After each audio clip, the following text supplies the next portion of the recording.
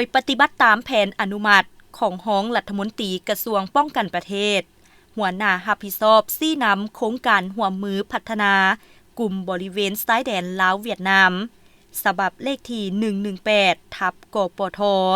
ลงวันที่3 มังกร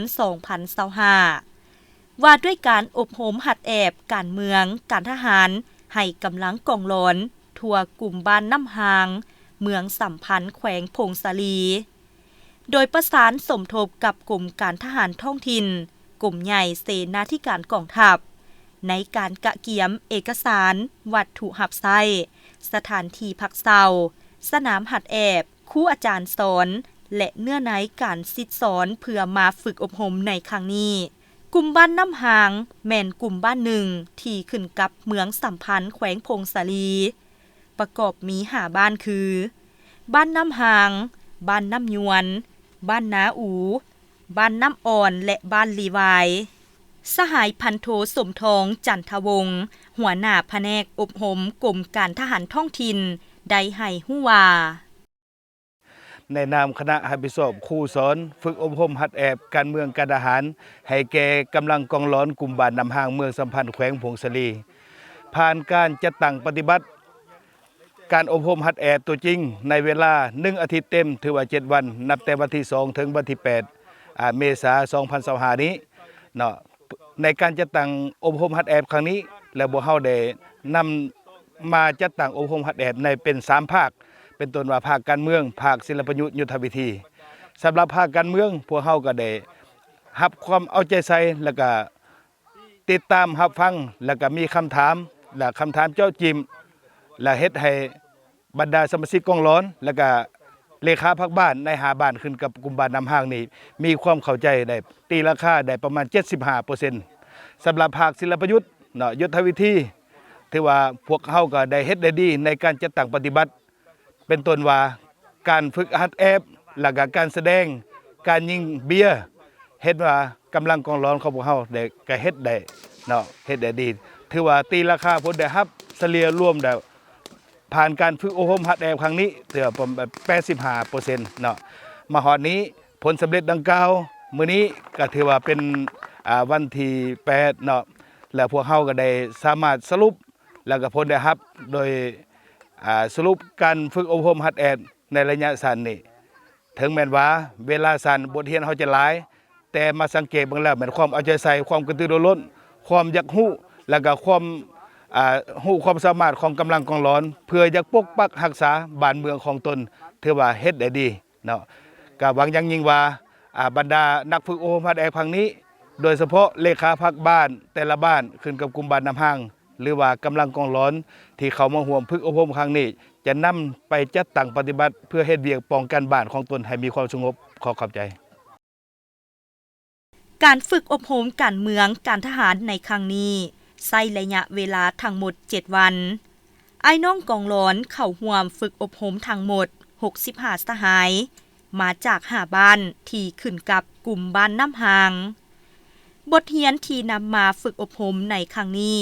มีภาคการเมืองการทหารภาคศิลปยุทธยุทธวิธีผ่านการอบรมเห็นได้ว่านักฝึกอบรมสามารถรับรู้เข้าใจ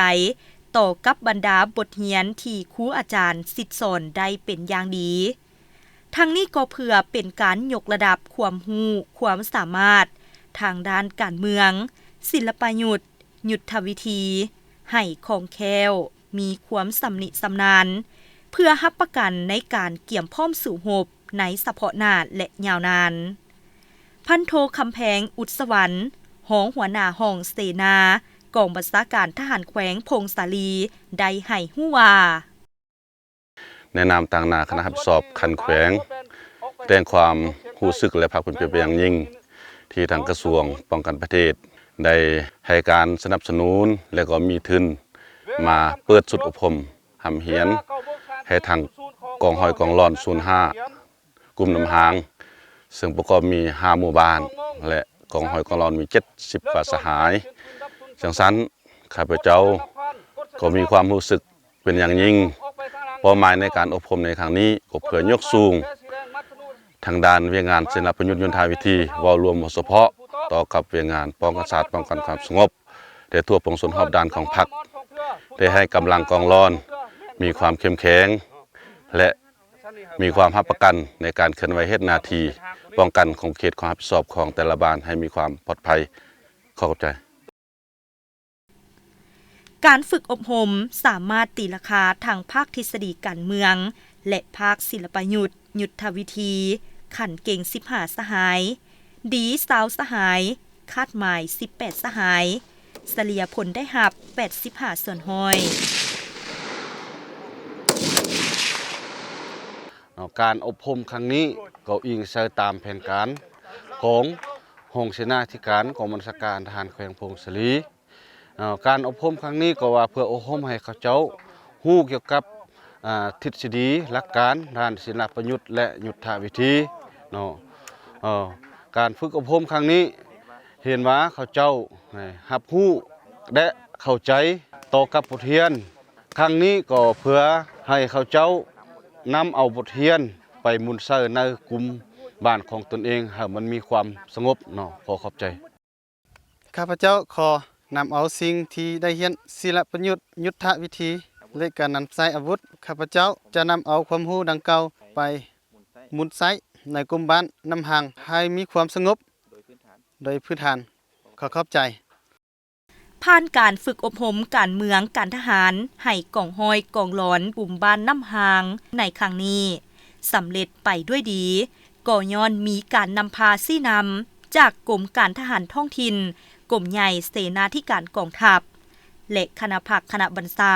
กองบัญชาการทหารเมืองสัมพันธ์ที่ให้การใกล้ชิดติดแทดเป็นอย่างดีจนสำเร็จตามแผนการที่วางไว้ไอ้น้องกองร้อนทุกสหายแมนหับฮูและเข้าใจต่อกับบทเรียนระเบียบหลักการที่ครูอาจารย์สิทธิสอนให้อย่างตั้งหน้าและพร้อมกันนำเอาบทเรียนนำไปจัดตั้งปฏิบัติเข้าในหน้าที่เวียกงานเพื่อเฮ็ดให้สภาพสังคมภายในบ้านมีความสงบโดยพื้นฐานเอาแม่สาวทหารหักษาบ่นอมอำนาจให้สารใดๆเอาแม่ลูกภาษากำลังมุกนา